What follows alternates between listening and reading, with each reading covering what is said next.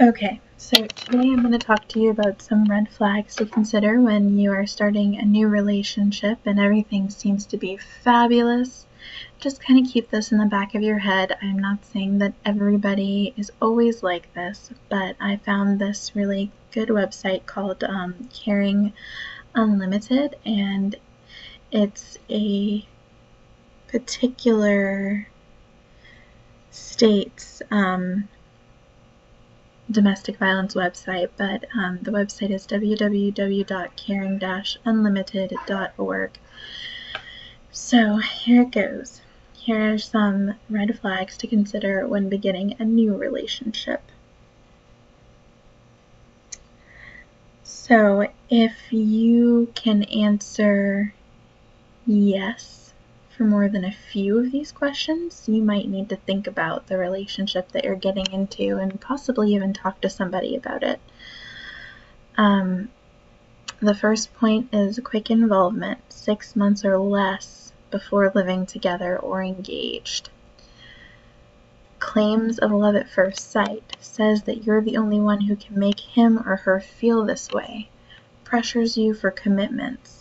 Unrealistic expectations, compliments you in a way that makes you seem superhuman, very dependent on you for all needs, expects you to be perfect, says things like, I am all you need and you are all I need. Another thing to consider is controlling behavior. Advises you how to dress without your asking for advice, pretends to be concerned for your safety or productive use of time.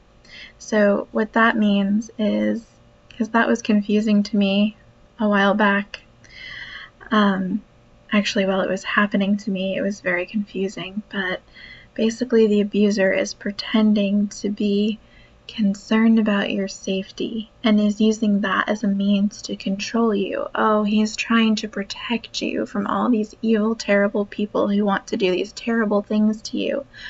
Or in my experience, it wasn't protecting your productive use of time. It was mostly about my safety and trying to make me very concerned that everybody was after me. Another thing would be acting like you don't have the ability to make good decisions on your own. Even if you were perfectly capable of making good decisions on your own before you were in the relationship, and you may have even been better off before you met this person, because I know many people won't go into a relationship unless they're in a pretty good place. I know that when I met my abuser, I felt like I was in a good place, that I was pretty stable and I was making great grades and I had a lot going for me. But he would act like I didn't have the ability to make good decisions when he was the one who was trying to crash my life into the ground, going at the speed of light. Becoming extremely worried or angry when you're late. This can even go to the extreme of, I know for me, when I was going to class, if I didn't call him immediately after I got out of class, if I was held up by a teacher talking to me, oh, it was the end of the world. Constantly questions who you're spending time with. Insists that you check in constantly. I had a really big issue with this particular issue. I was in almost, it was like till a year and a half ago, I was afraid to be separated from my phone because it was just ingrained in me that I had to check in all the time. Monitors your phone or email, makes you ask permission to do certain things. Jealousy. This person wants to be with you constantly. And sometimes that seems really adorable and cute. Oh, they love me so much, they don't want to be away from me. Oh, it's so wonderful. I've never had anybody treat me this way before and feel that I'm so valuable that they don't want to lose any time with me. But this is a huge indicator that there's a hole in this person, that they're trying to fill themselves up with how awesome you are. So they want to be with you all the time because they don't really want to be alone with themselves. Another thing that goes under jealousy would be accusing you of cheating all the time, no matter how ridiculous it is. For instance, gosh, I was 40 weeks pregnant and just going to my classes and I was being accused of cheating. And I'm thinking to myself, well, what am I going to do? Go behind a bush in between my classes? I'm pregnant. But I mean, it gets ridiculous like that. It's, you're cheating with everybody at work, just any person that you could come into contact with, even your friends that are the same sex. Just, you are cheating with everyone. Follows you around or frequently calls you during the day. This is also another thing that may seem really cute at first, and it may be endearing, but eventually it goes to an extreme. So you kind of need to catch this at the beginning and really try to assess if what you are dealing with is a little puppy dog and it's very innocent, or are you dealing with a complete psychopath? I mean, it got to the point for me where I could not go to school. He had to sit outside my classes and wait for me. He didn't even go to school. And he was sitting outside of my classroom and waiting for me. Odd behaviors like checking your car mileage or asking your friends to check in on you. Car mileage is something that some abusers use to control you. That's, they can Google how many miles does it take you to drive from school to home, and they will calculate your whole day. And then if you go beyond those miles, even 1 or 2 miles, they will try to make you account for those extra miles on your car. Isolation tries to cut you off from all of your resources. The isolation, in my experience from what I've seen with other people as well as myself, it tends to be something that they try to do almost immediately. They will put down everybody that you know and say that your friends are stupid.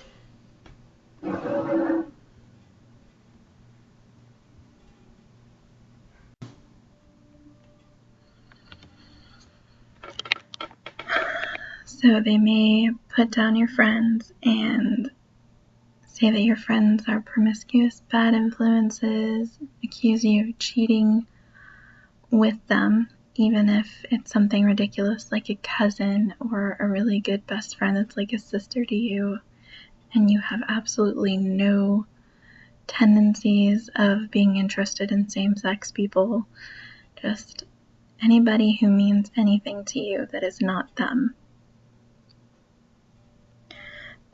Refuse to let you use car or talk on the phone. In my case, there wasn't a lot of refusing to let me use the car because he couldn't drive. So he depended on me solely for transportation, but using the phone was something that was a big thing. Like, in my own personal experience, it was heavy monitoring of talking on the phone.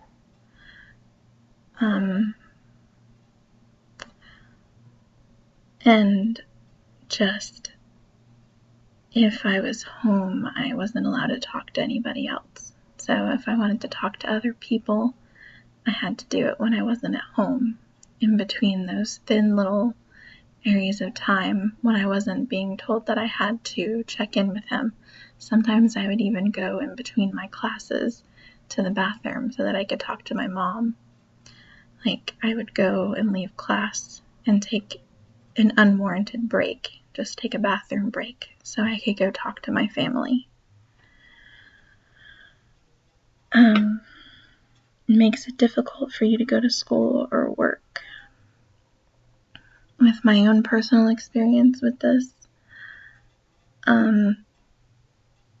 he went to an extreme, but I have just seen people quit going to school just because their ex was giving them a hard time about going to school. But in my case, it started that way,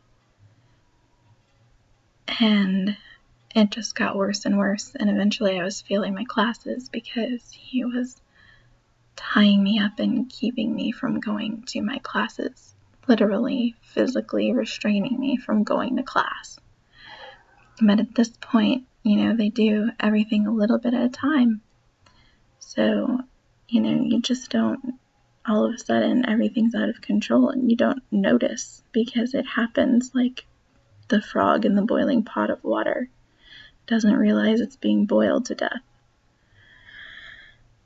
Blames others for problems.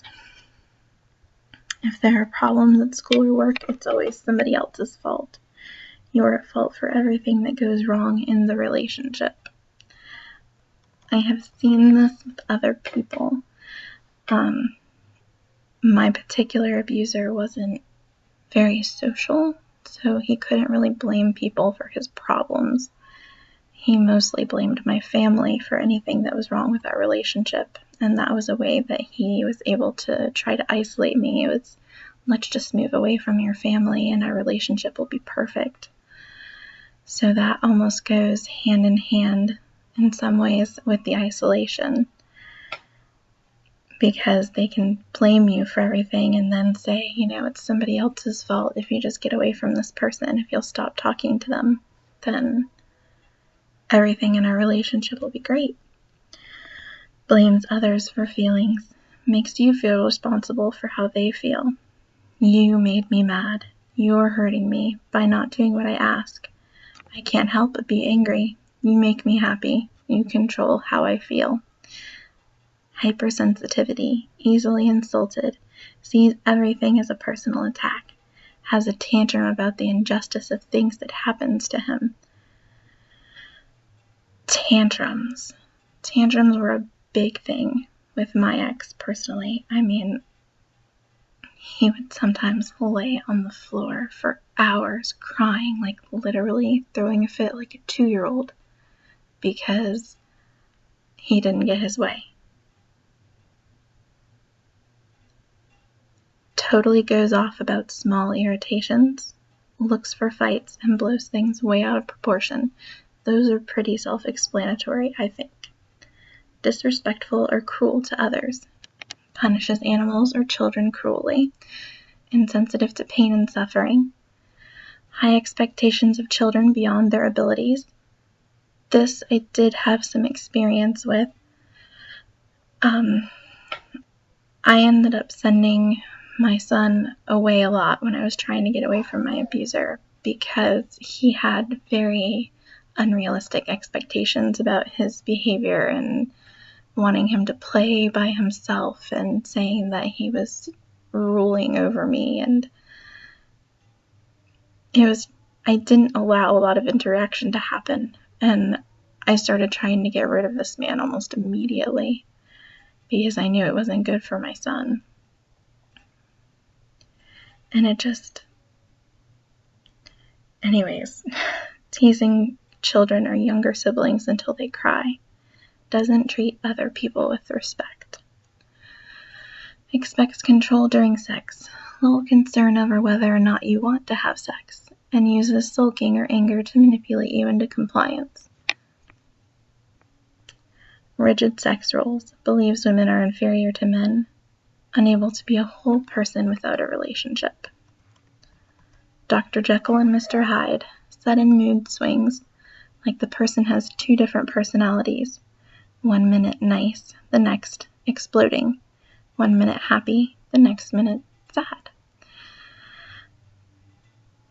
This is a huge thing that I've seen in almost every relationship that I've observed that's been abusive, and then with my own personal experience, is the whole nice, not nice, nice, not nice. And then they cycle. They're so sorry when they lose control, and they really convince you that it's never going to happen again, and it doesn't matter how many times they say it, you always believe it because they're so sorry, and they're so charming, and they seem to be so genuine. Past battering. You may hear the person was abusive to somebody else when they were in a relationship with them, and they may deny it by saying that that person is lying or that their ex is crazy, and it wasn't that bad. That was one of the first things that my abuser did with me, was tell me how crazy his ex-wife was. And towards the end of my pregnancy, I ended up getting in touch with her, and the things that she told me were exactly the things that were happening to me. And of course now, he's telling everybody that I'm the crazy one. So it's just, I don't know if it's unwillingness to accept blame for their own actions, or if they're truly that evil that they know that they've done this thing and they know how wrong it was, but they are just willing to do anything and everything to get what they want, including lie. Breaking or striking objects used as punishment. Breaks cherished possessions, may beat on tables, throw objects around at or near you. Any force during an argument. Physically restraining you from leaving the room, pushes or shoves you. There was a lot of physical restraining in my case. It started with just grabbing my arm or holding me down and not letting me leave. But it very quickly escalated within the first month to him putting his hands around my neck and trying to strangle me. I was able to get away from him very quickly because he was so intoxicated. But had he not been so intoxicated, I probably would not have been able to get away from him. So I would really like to stress that once that line is crossed of grabbing you or touching you during an argument and just generally being aggressive in a physical way, even in a non-physical way, once that line is crossed, it's a seriously dangerous situation. And again, you might think that you have control over it and you know how to stop it. But once the abuser is pushed past that threshold that they have in their own mind, they may lose it, and there might be nothing that you can do to fix it. So, going through that little checklist, those are some red flags. One more time, let's go over these red flags. The first red flag is quick involvement, 6 months or less before living together. Claims love at first sight, pressures you for commitment. Unrealistic expectations, compliments you in a way that makes you seem superhuman, very dependent on you for all of their needs, expects you to be perfect, saying things like, I am all you need and you are all I need. Controlling behavior, jealousy, isolation, blaming others for problems, blames others for feelings, taking no personal responsibility.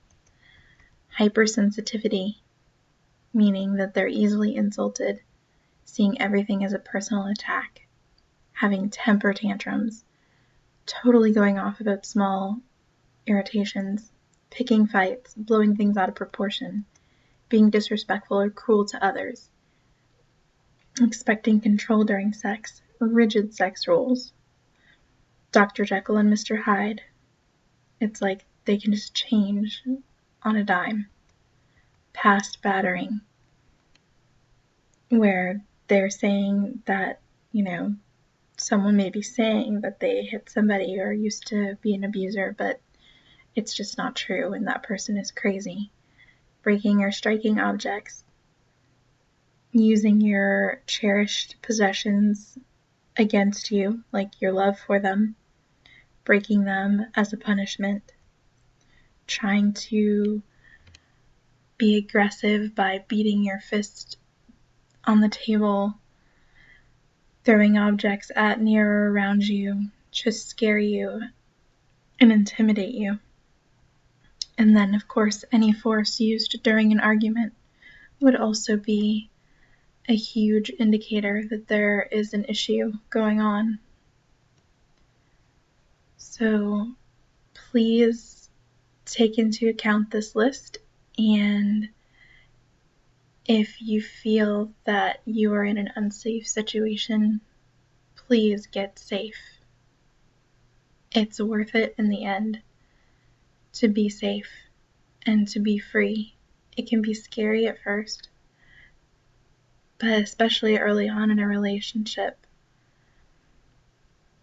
it's just, I cannot stress how important it is to get away.